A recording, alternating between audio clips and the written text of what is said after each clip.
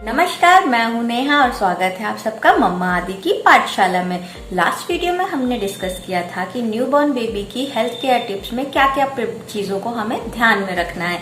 आज हम डिस्कस करेंगे कि जब हम अपने बच्चे को घर लेके आ रहे हैं और लेके आ गए हैं तो क्या हमने प्रॉपर सेफ्टी प्रिकॉशंस रखी हैं अपने घर में, क्या हमने उसकी सुरक्षा के इंतजाम कर लिए हैं। अगर कर लिए हैं तो बहुत ही अच्छी बात है, नहीं किए हैं तो ये वीडियो देखिए और तुरंत कर लीजिए। तो चलिए शुरू करते हैं 0 to 6 month safety checklist with Neha.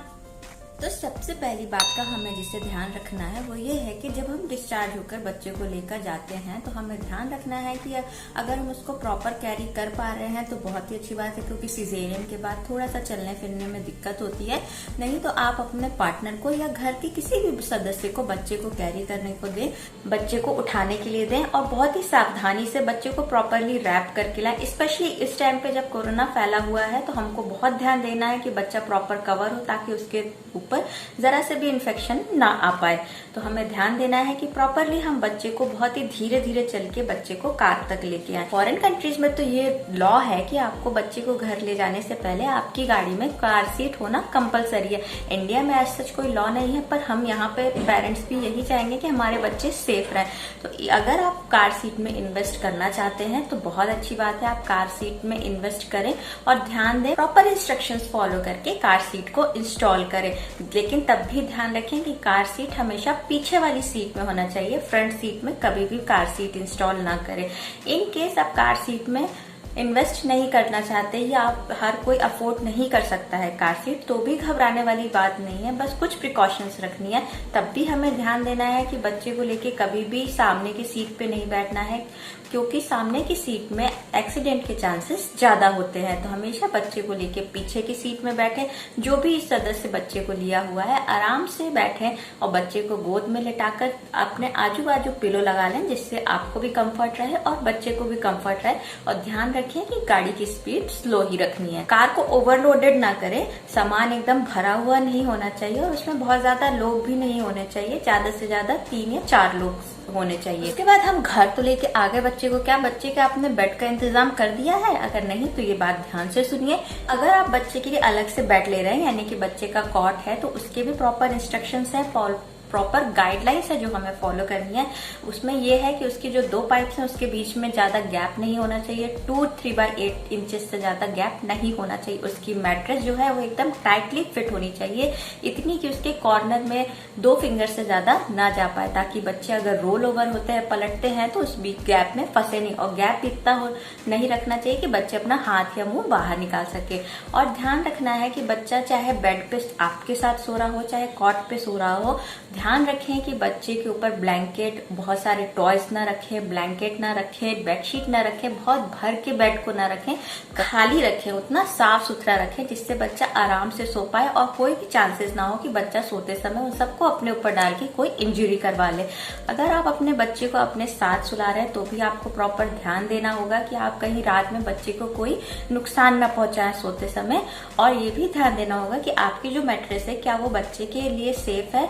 अगर नहीं तो बच्चे की अलग से जो बेडिंग आती है वो लेके बिछा के उसमें बच्चे को सुलाएं। कोई भी कॉर्ड से रिलेटेड चीज या जिसमें तार होता है या धागा होता है, ऐसी कोई भी चीज बच्चे के आसपास नहीं होनी चाहिए, क्योंकि बच्चे पैदा होने के बाद से ही अपना हाथ पैर चलाने लगते हैं, जिससे कभी कभार वो चीजें उनके हाथ में फंस जाती है और फिर उससे वो इंजरी करवा सकते हैं। तो इन छोटी छोटी चीजों का ध्यान देना बहुत जरूरी है, क्योंकि छोटी छोटी चीजें ही कभी बहुत बड़ा नुकसान करा देती हैं। तो जो तीसरी चीज हमें ध्यान में रखनी है वो ये है कि साफ सफाई, बच्चे के आसपास प्रॉपर साफ सफाई होनी चाहिए। उसके कपड़े जितने भी हैं वो प्रॉपर धुले हुए होने चाहिए, धूप में सूखे हुए होने चाहिए, उसमें जरा से भी नमी नहीं होनी चाहिए, क्योंकि ये इन्फेक्शन का एक घर होता है, स्पेशली मानसून सीजन में।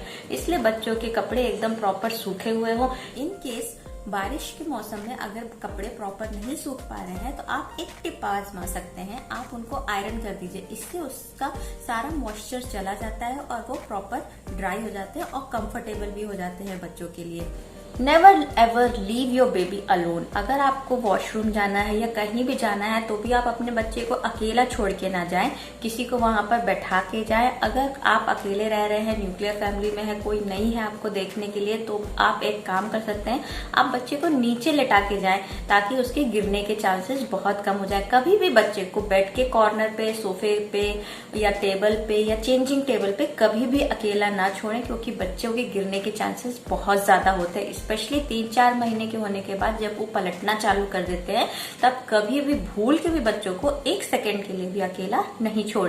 फिर एक चीज का हमें और ध्यान देना है, वो ये है कि जब 3-4 महीने के बच्चे हो जाते हैं तो उनमें पकड़ने की क्षमता आ जाती है, यानी कि उनका ग्रास्प रिफ्लेक्स डेवलप होने लगता है। तो उस समय हमको बहुत ध्यान देना है कि हम कभी भी एक हाथ में कप और दूसरे हाथ में बच्चे को लेके बिल्कुल भी ना जाए। इससे क्या होता है, कभी कभार बच्चे झटके से कप पकड़ लेते हैं और उनके ऊपर गर्म जो भी आपने लिया है वो गिरने के चांसेस रहते हैं, जो कि अल्टीमेटली बर्न करवा देते हैं बच्चों को। इसलिए हमें बहुत ध्यान देना है कि कभी भी बच्चों को गर्म चीजों से दूर रखना है। कुकिंग करते समय कभी भी बच्चों को लेके किचन में ना जाएं, उनको गैस से दूर रखें। और नहलाने के लिए भी अगर आप जब बाथरूम में जा रहे हैं तो पहले से सब कुछ तैयार कर लें, उसके बाद ही बच्चे को ले जाएं और पानी का टेम्परेचर चेक कर लें कि वो बहुत गर्म भी नहीं होना चाहिए और बहुत ठंडा भी नहीं होना चाहिए। अगली बात जिसका हमें ध्यान रखना है वो ये है कि भले ही आप पेट्स को बहुत मानते होंगे, पर बच्चों के पास पेट्स को ना आने दें, क्योंकि पेट्स का देखिए एक तो भरोसा नहीं है कि वो प्यार में ही अगर बच्चों को कुछ हार्म पहुंचा दे। हो सकता है वो प्यार करने आए पर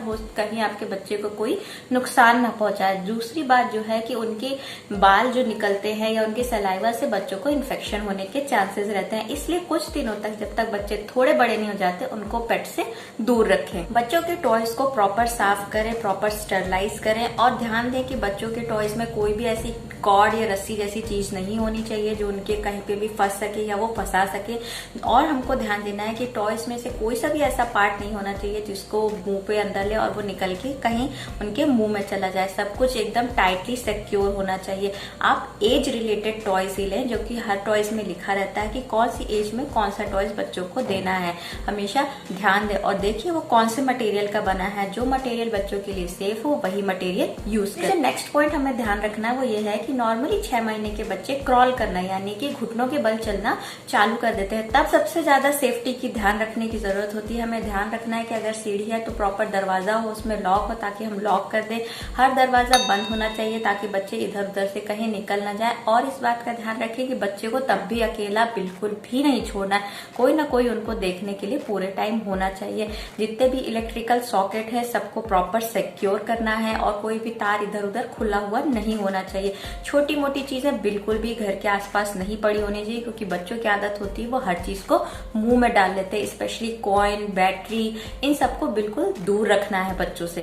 तो ये कुछ पॉइंट्स थे जो 0 to 6 मंथ बच्चों की सेफ्टी चेकलिस्ट में होना बहुत जरूरी है। उम्मीद है आप सबको ये पसंद आए होंगे। तो प्लीज मेरे चैनल को सब्सक्राइब करें, इस वीडियो को लाइक करें ताकि आपको और भी नए नए अपडेट्स मिलते रहें। तब तक घर में रहें, स्वस्थ रहें, जरूरत ना पड़े तो बाहर ना जाएं।